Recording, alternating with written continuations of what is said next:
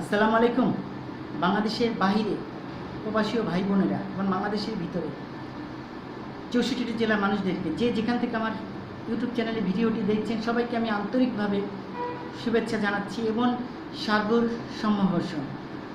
আপনাদের কাছে আমি কৃতজ্ঞতা যে আমার ইউটিউব চ্যানেলে ভিডিও দেখে আপনারা যে বেশি বেশি শেয়ার করছেন এবং অনেক সাফল্য বা অনেক সত্য সাথে আপনারা আছেন এবং আমাকে সাড়া দিচ্ছেন, এজন্য আপনাদের কাছে আমি কৃতজ্ঞতা।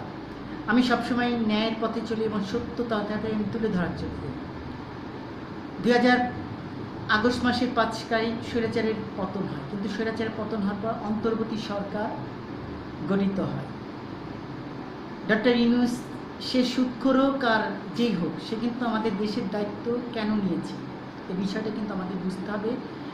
তার বয়স কিন্তু 85, তার কিন্তু দেশ বা রাজনীতি নিয়ে সে কোনো কাজ করে, সে দেশের জন্য, দেশের জনগণ এবং দেশের কল্যাণের জন্য সে কিন্তু দায়িত্ব নিচ্ছে।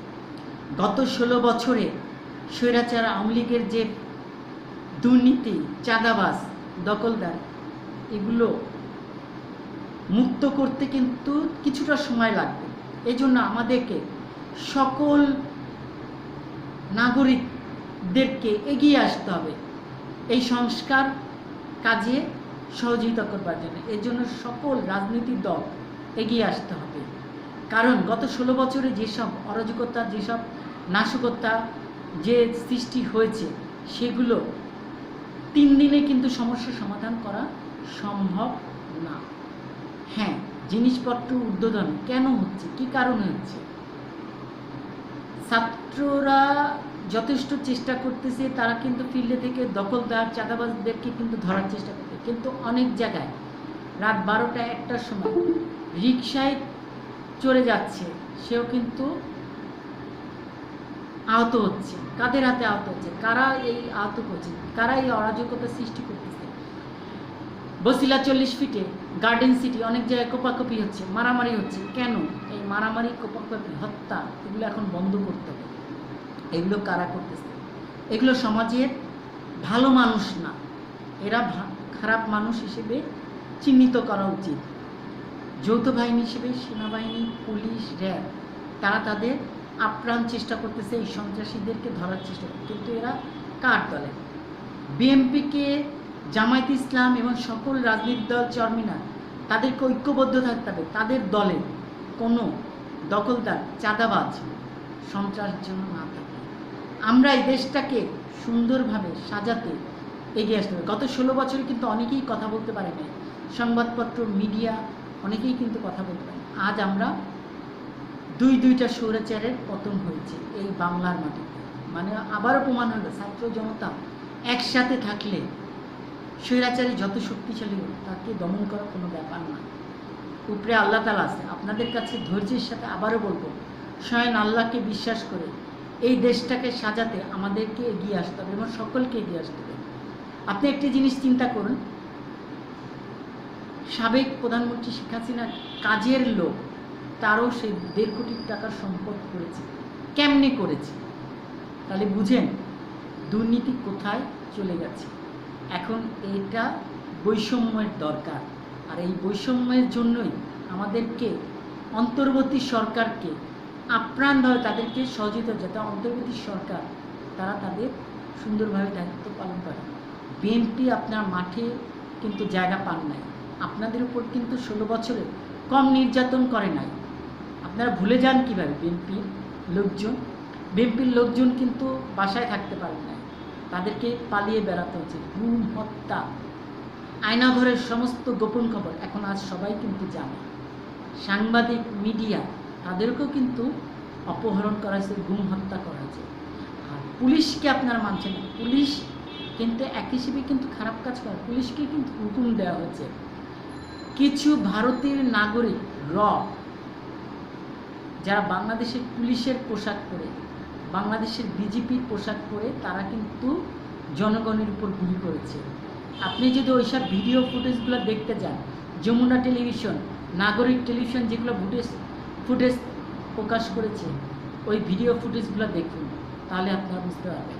আজকে ঢাকা শহরে যানজটের সৃষ্টি হচ্ছে, একের পর এক সমস্যা হচ্ছে। আজ গার্মেন্টস শ্রমিকরা আপনারা আন্দোলন করছেন কেন? অন্তর্বর্তী সরকারকে একটু সময় দিন। আপনাদের দাবি দেওয়া অবশ্যই মানা উচিত বা আপনাদের দাবি দেওয়া মানবে, কিন্তু আমাদের সকলকে এগিয়ে আসতে হবে অন্তর্বর্তী সরকারকে সহযোগিতা করবার জন্য। আজ আমি বিশেষভাবে আপনাদের সামনে আমি লাইভে কথা বলার চেষ্টা করতেছি বা এই গণতন্ত্র আমরা ফিরে পেয়েছি, কিন্তু বেশ কিছু ঘটনা দেখে নিজের কাছে খুব খারাপ লাগে। ঢাকা সিটিকে নিয়ন্ত্রণ করতে, যানজটের যে নিয়ন্ত্রণ করতে 6 দফা কর্মসূচি পালন করেছে ট্রাফিক পুলিশ এবং দায়িত্ব দিয়েছে বুয়েট সদস্যদেরকে, কিন্তু এখনও কিন্তু নিয়মকে মানছে না। প্রাইভেট কার যেখানে সেখানে রাস্তার মাঝখানে পার্কিং করছে, যেখানে সেখানে রাস্তার হকার্সরা ভ্যান গাড়ি নিয়ে তারা বসে যাচ্ছেন, যেমন আল্লাহ করিম থেকে 3 রাস্তা যেখানে সেখানে। কেন মেইন রাস্তাটা ছেড়ে আপনারা গলির ভিতরে দোকানদারি করেন? মেইন রাস্তাটা আসলে কিন্তু দোকানদারিদের জন্য না।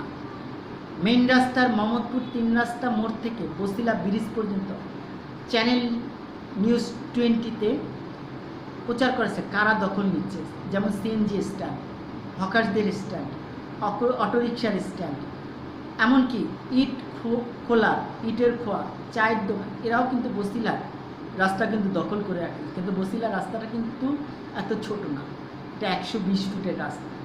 আমাদেরকে সকলকে এগিয়ে আসতে হবে এবং যেখানে অরাজকতা হচ্ছে, যেখানে তার প্রতিরোধ করতে হবে। এজন্য সন্ত্রাসীর বিরুদ্ধে কথা বলতে হবে।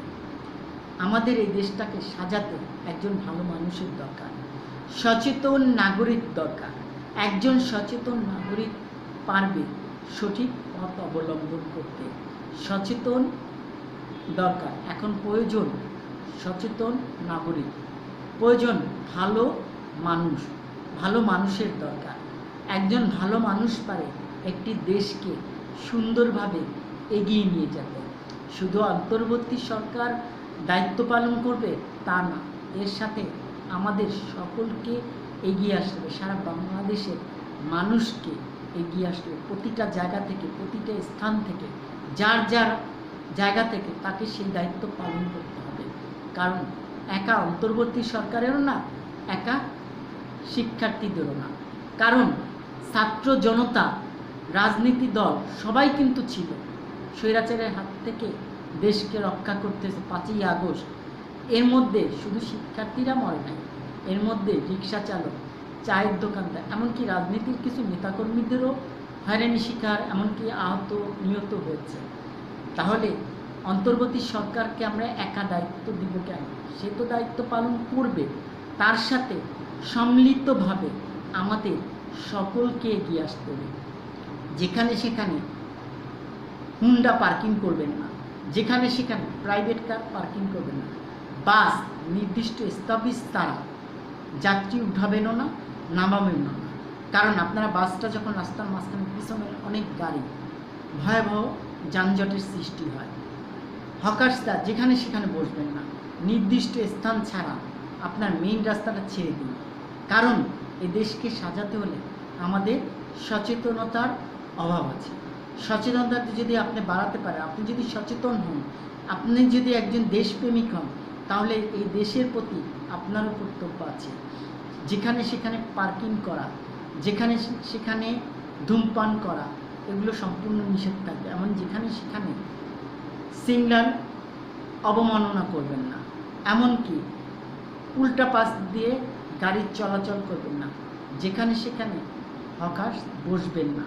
তাহলেই কিন্তু আমাদের ঢাকা শহরে যানজটের চিত্রটা অনেকটা পাল্টানো যাবে।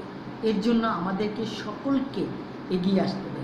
আসুন আমরা মারামারি, ভেদাভেদ ভুলে গিয়ে আমরা মুসলমান, পরস্পর ভাই ও ভাই, আমরা একই কাতারে দাঁড়িয়ে এই দেশটাকে সুন্দরভাবে গুছাতে এগিয়ে আসি। সকল রাজনীতি দল এগিয়ে আসুন। আসুন এই দেশটাকে আমরা সুন্দরভাবে, পরিকল্পিতভাবে, স্বৈরাচারের হাত থেকে যেমন পতন করা হয়েছে, ঠিক দেশটাকে সুন্দরভাবে নেতৃত্ব দেবার জন্য আমরা অন্তর্বর্তী সরকারকে শুধু সহযোগিতা করব তা না, আমরা নিজেরাও পালন করার চেষ্টা করব। রাস্তায় যখন বের হবে তখন যেখানে সেখানে প্রাইভেট কার পার্কিং করবেন না, যেখানে সেখানে বাস রেখে লোক যাত্রী উঠাবেন না, অটোরিকশা দাপটের সাথে চালাবেন না। বেশ কিছু আইন মেনে চলুন। হুন্ডার স্টপেজ সিগন্যালে না করে নির্দিষ্ট স্থানে হুন্ডা রাখুন, যাতে আপনার হুন্ডা রাখাতে রাস্তাঘাটের বা জনগণের কোনো ক্ষতি না হয়। হকার্সরা চিন্তা করুন, আপনারা আপনাদের জায়গা থেকে আপনাদের হকার্সদের ভ্যান গাড়ি বসানোর জন্য রাস্তার জন্য যানজটের কোনো সৃষ্টি না হয়, সে দিকটা খেয়াল রাখবেন। দৃষ্টিবদলি বদলান, জীবন বদলে যাবে। আসুন একটি সচেতন নাগরিক হিসেবে আমরা সবাই এগিয়ে আসি। আমাদের এখন প্রয়োজন ভালো মানুষ।